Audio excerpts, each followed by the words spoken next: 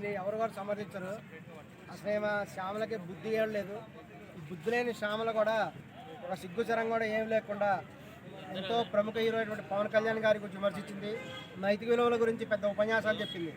ఈరోజు ఈమె చేసిన పని ఏంటి? కొన్ని వేల మంది యొక్క చావుకు కూడా ఈమె ఇండైరెక్ట్ కూడా కారణమైంది. ఆ విషయం కూడా తెలుసుకోవాలి. ఇప్పుడు అందరూ కూడా ఆమెను విజ్ఞప్తి చేస్తున్నారు, నువ్వు ఇమీడియట్గా కూడా వైఎస్ఆర్ కాంగ్రెస్ పార్టీకి రాజీనామా చేయాలి అని శ్యామల గారిని కూడా అందరం కోరుకుంటున్నాం. ఎందుకంటే ఆమె చెప్తుంది తనకి బెట్టింగ్ యాప్స్ గురించి అంటే సరిగ్గా తెలియదంట, సారీ చెప్తున్నానని చెప్తుంది.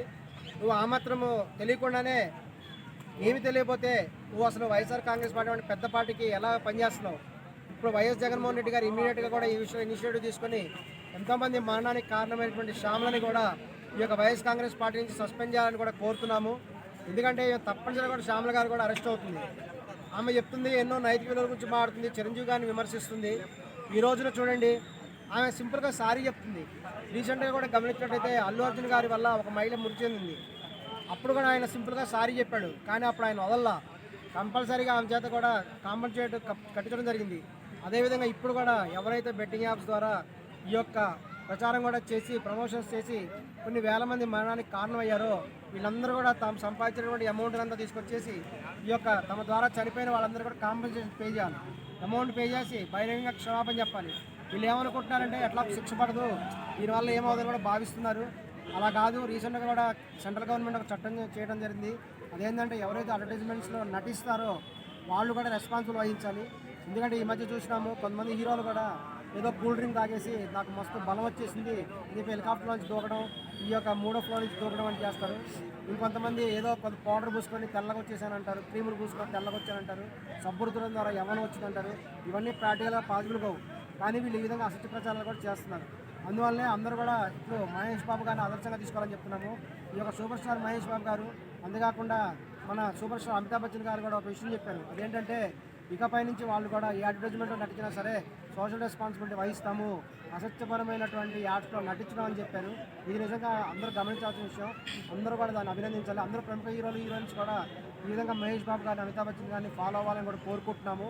అంతేకాకుండా అది కేవలం అడ్వర్టైజ్మెంట్ మాత్రమే, కానీ ఒక బెట్టింగ్ యాప్స్ అంటే ఏంటంటే మరి ఇంకోటి ఏంటంటే శ్యామల గారి పేరు ఎక్కడ కూడా వార్తల్లో రానివ్వకుండా జాగ్రత్త పడుతున్నారు. దేనికంటారు? మిగిలిన వాళ్ళందరూ సెలబ్రిటీ పేర్లు వచ్చినాయి, ఆవిడ పేరు మాత్రం ఎవరు రాయట్లేదు. అంటే పొలిటికల్ ఇన్ఫ్లుయెన్స్ యూజ్ చేస్తున్నారు. ఖచ్చితంగా శ్యామల గారు ఏమనుకుంటే పొలిటికల్ ఇన్ఫ్లుయెన్స్ చూపించడం ద్వారా కూడా ఇందులో ఎస్కేప్ అవ్వాలని కోరుకుంటున్నారు.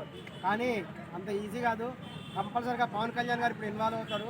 పవన్ కళ్యాణ్ గారు ఇన్వాల్వ్ అయ్యి ఆయన ఇప్పటిదాకా నైతికల గురించి ఆమె వివరించారు కాబట్టి తప్పనిసరిగా కూడా శ్యామల గారికి చర్యతీయడం జరుగుతుంది. ఆమె మీద ఆల్రెడీ కేసు కూడా బుక్ చేశారు. ఖచ్చితంగా కూడా ఆమెను అరెస్ట్ చేయాలి.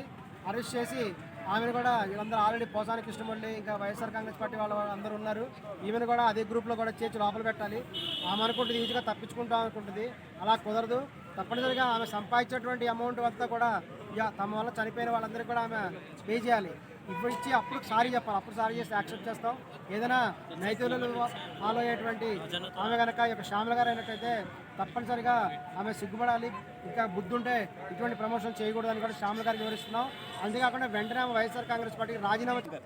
ఒక యాంకర్ ఉండి తాను ఫేమస్ అవ్వడానికి ఏవేవో మాట్లాడి ఏదో గుర్తింపు రావడం కోసం విమర్శలు తప్ప దాని కరెక్ట్గా ఈ కేసులో కూడా ఫేస్ చేయలేదు. కరెక్ట్గా గవర్నమెంట్ నిర్ణయాలు తీసుకుంది. అయితే ఇప్పుడు శ్యామల గారు మాట్లాడేశారు, ఆవిడ అరెస్ట్ అయింది, తోటి హర్ష సాయి వీళ్ళందరూ కూడా ఆమె పేరు ఎక్కడ బయటికి రానివ్వట్లా. అంటే దేనికంటారు? పార్టీ ఇన్ఫ్లుయెన్స్ అదంతా ఉపయోగిస్తున్నారు అంటారా?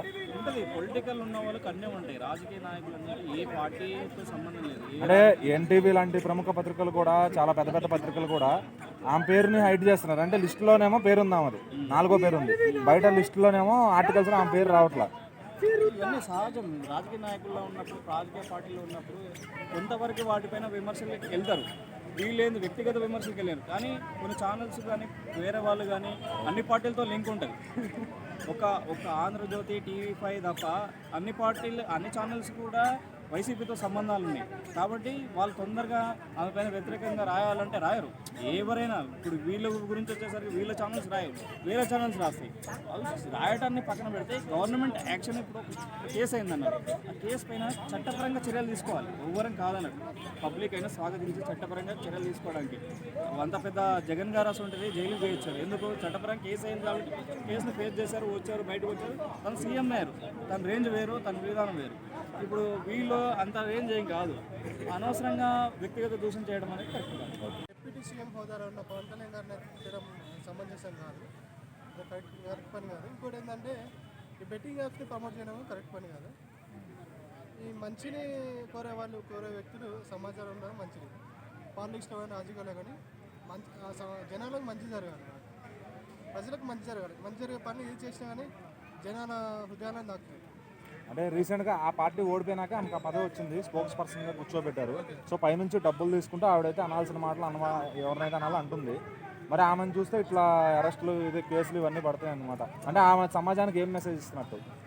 పార్టీ నుంచి సస్పెండ్ చేయాలంటారు ఆమెను? పార్టీ నుంచి అయితే సస్పెండ్ చేయాల్సిందే ఖచ్చితంగా. ఎందుకంటే ఇలాంటి కరెక్ట్ కాని పనులు చేయడం కరెక్ట్ కాదు. మంచి పనులు చేస్తే సమాజానికి మంచి జరుగుతుంది. కాబట్టి ఎవరైనా పార్టీ నుంచి ఇమీడియట్గా సస్పెండ్ చేయాలి. అలానే ఏదైతే హోదా ఉందో అది కూడా తొలగించి మంచి సమాజం మంచిగా ఉండే విధంగా ఎవరైనా కౌన్సిలింగ్ ఇవ్వాల్సిందిగా కోరుతుంది. సో అట్లానే ఆమెతో పాటు ఇంకా దాదాపు 10-15 మంది దాకా అందరి పేర్లు లిస్ట్ చేశారు సెలబ్రిటీస్ని. అయితే ఆమె పేరు మాత్రం బయటకు రాకుండా చూస్తున్నారు అన్ని పత్రికల వాళ్ళు కూడా. అంటే పొలిటికల్గా ఇన్ఫ్లుయెన్స్ చేసి మేనేజ్ చేస్తున్నారు అంటారు ఆవిడ. వాళ్ళు ఏం చేసినా కానీ మన గవర్నమెంట్ ఉంది కదా, గవర్నమెంట్ కూడా ఒక అడుగు ముందుకేసి ఎవరు వాళ్ళని బయటకు తీసి అందరినీ ఒక కరెక్ట్ పద్ధతిలో పెట్టాల్సిందే కోరుతున్నాను జనం తరఫున. సో ఇట్లాంటి వాళ్ళని ప్రజల మీద వదలకుండా కాస్త కౌన్సిలింగ్ లాంటివి ఇచ్చి కొన్నాళ్ళు బుద్ధి చెప్పాలంటారా?